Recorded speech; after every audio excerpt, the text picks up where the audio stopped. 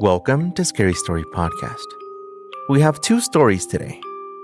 A person who wishes to communicate with spirits, and a second scare that can make you cry. My name is Edwin, and here's a scary story.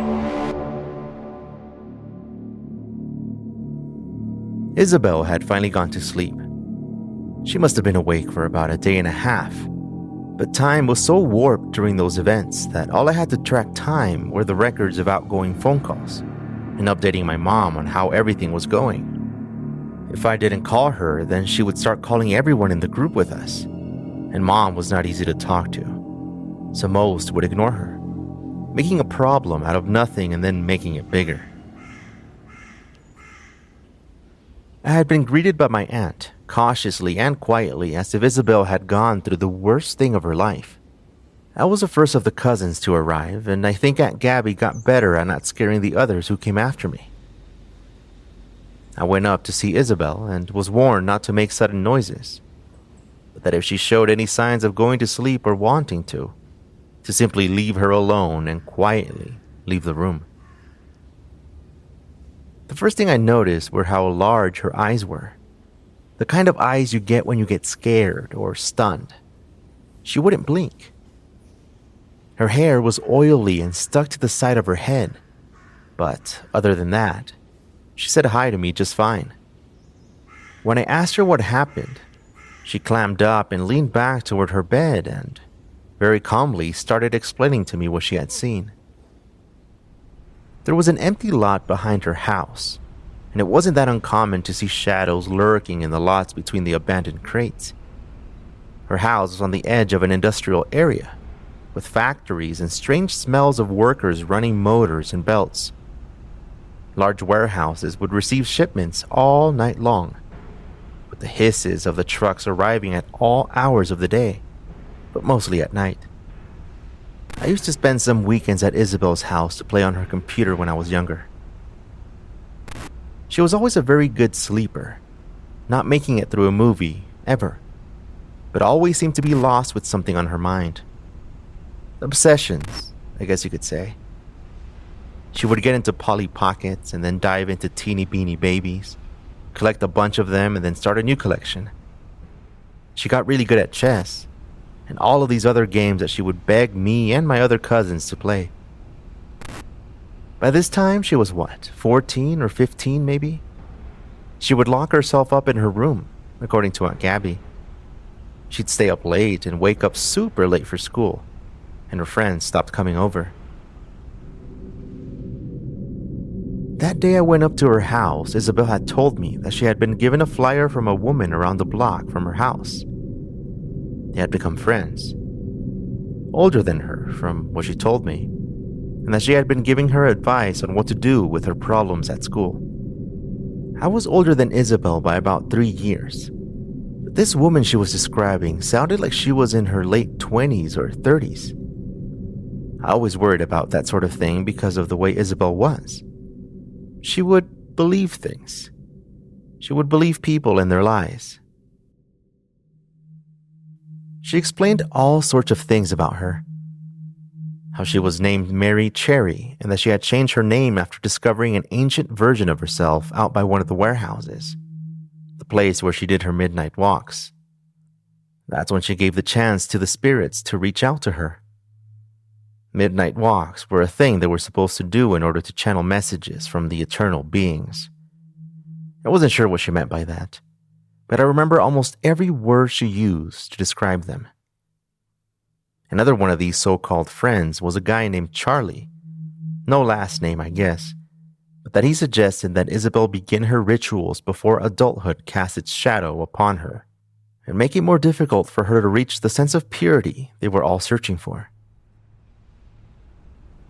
But I was downstairs again, wondering about all that Isabel had mentioned. Aunt Gabby was at the kitchen, wiping off some pots, some of them unused, but I guess she was looking for something to do. I could tell she wanted to ask me what I had talked to Isabel about, but I said that she had only mentioned the friends that she had made at the warehouse. Describing some of them, she got bored and started falling asleep. I think all she wanted to do was to be heard, I told her. Aunt Gabby stared at me in silence, expecting me to continue. That's all Isabel needed to fall asleep? This would sound like a simple case of insomnia to just about anybody, but that's because not just anybody wants to know about the shadows of those who walk at midnight. Isabel recovered from that thing that was affecting her. My aunt had said that Isabel had started screaming at things in the staircase, that she was found hiding between the wall and the toilet of the guest's bathroom. When they called one of their friends who was a doctor to ask for any advice on what was happening, one of their early questions was if Isabel had been sleeping properly.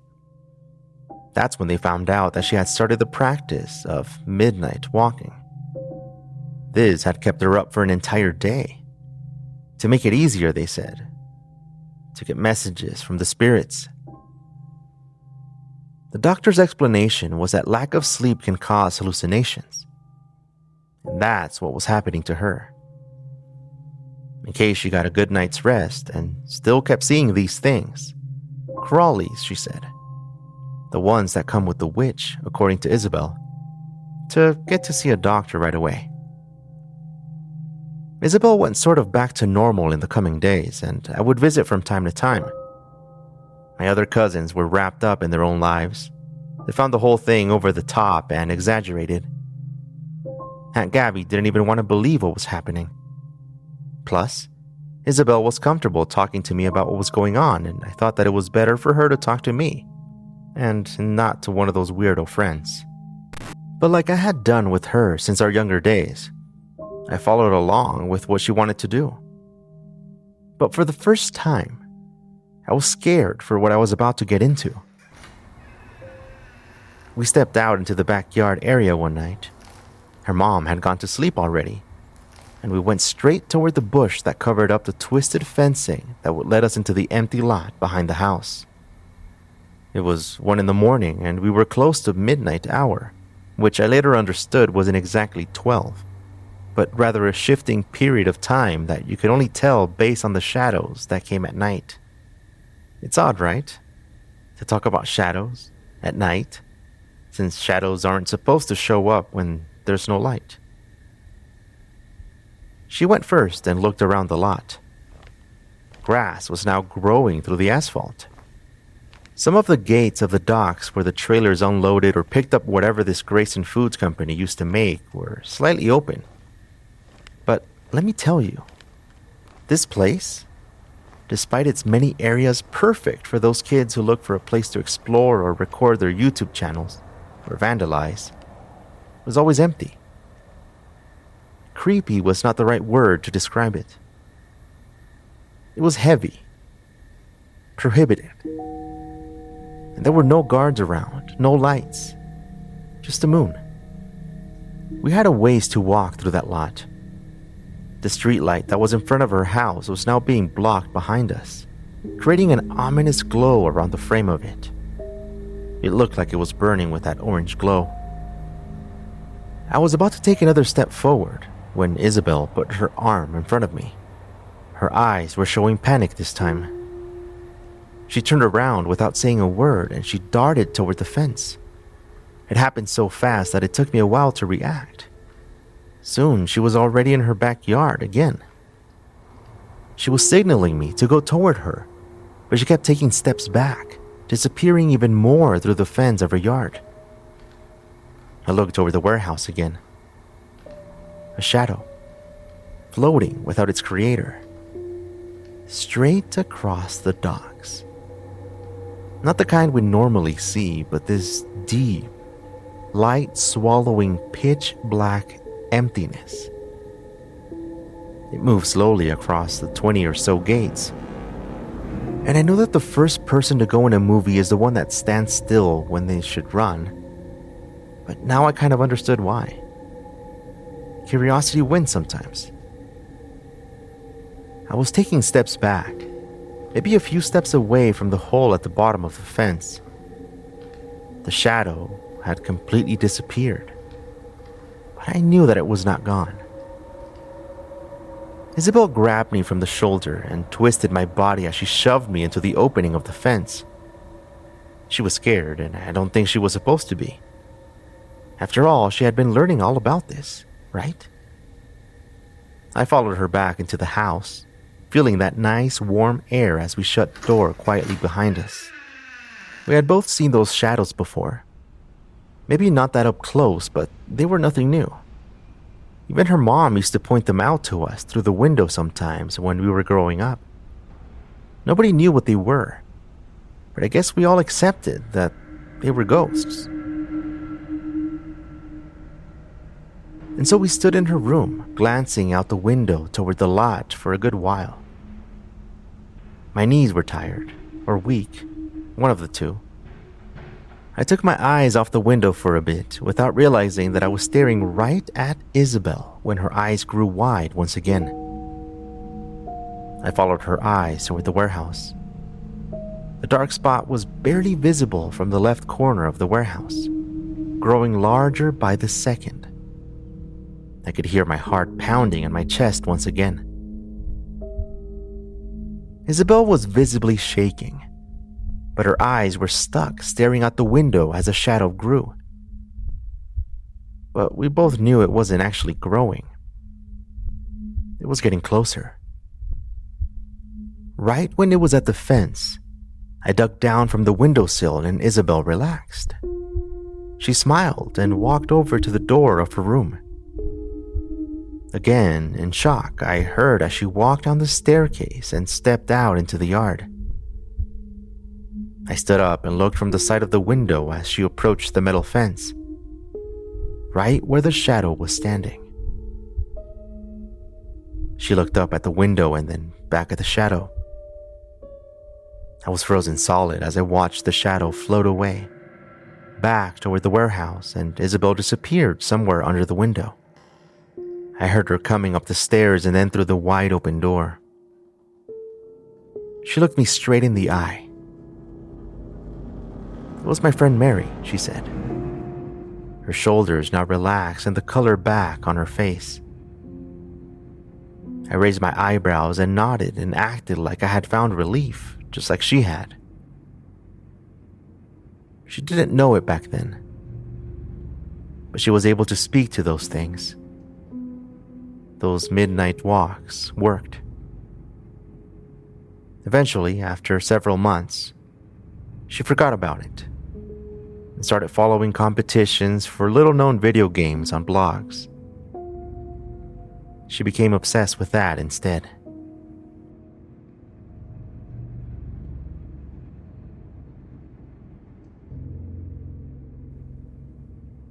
The next story is called Don't You Miss Me? And it's coming up right after this.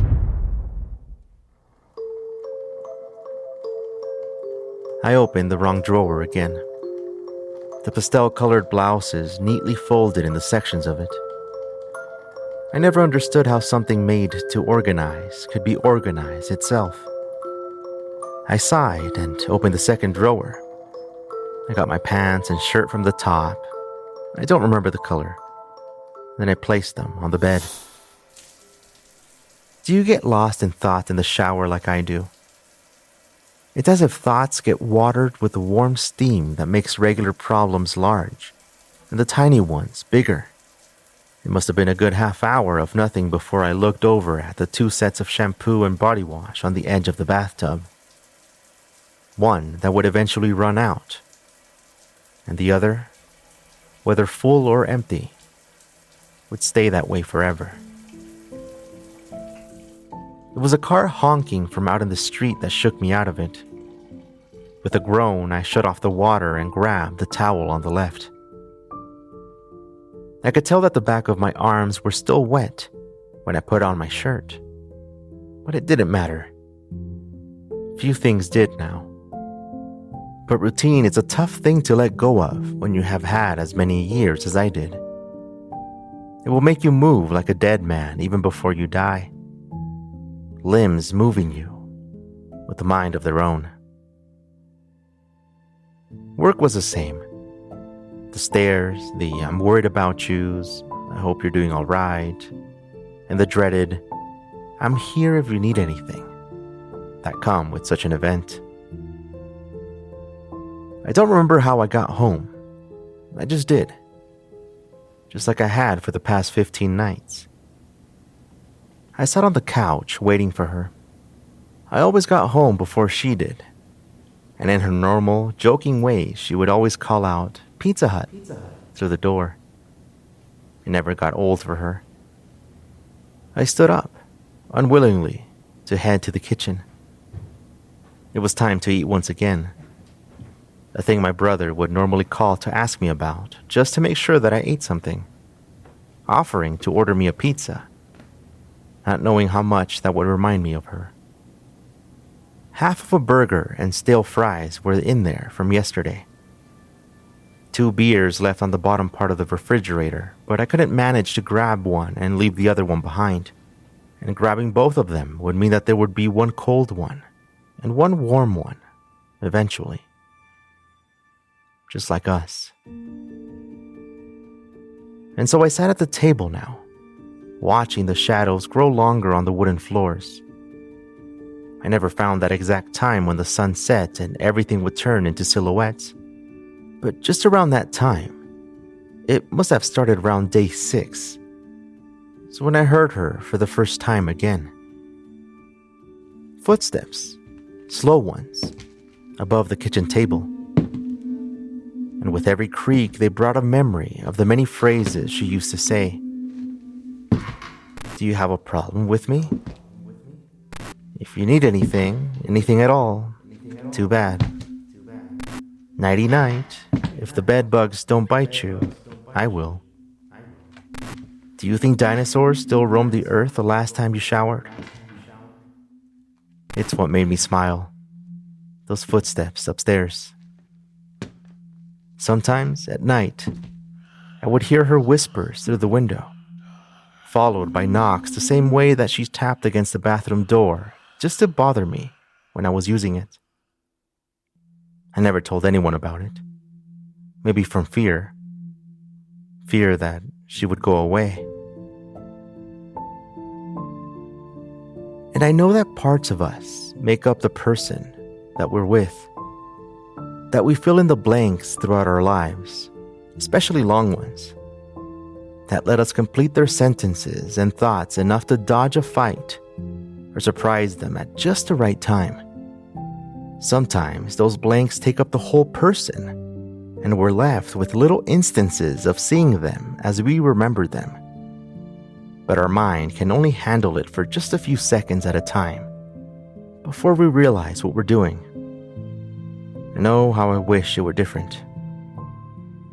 Sometimes I'd be looking out the window and would feel a little tap on the shoulder, instinctively turning to the opposite side because of the way she joked around with me.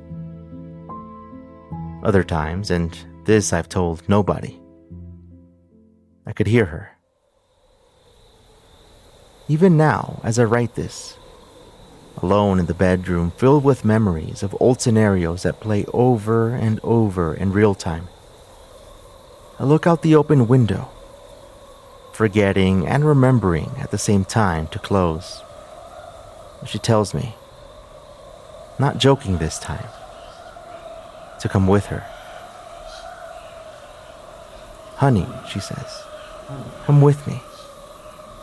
Don't you miss me?" And my heart fills with excitement, the same excitement I'd get when she'd get home. Or the way home would come to me those evenings. "Don't you miss me?" she asked. I do.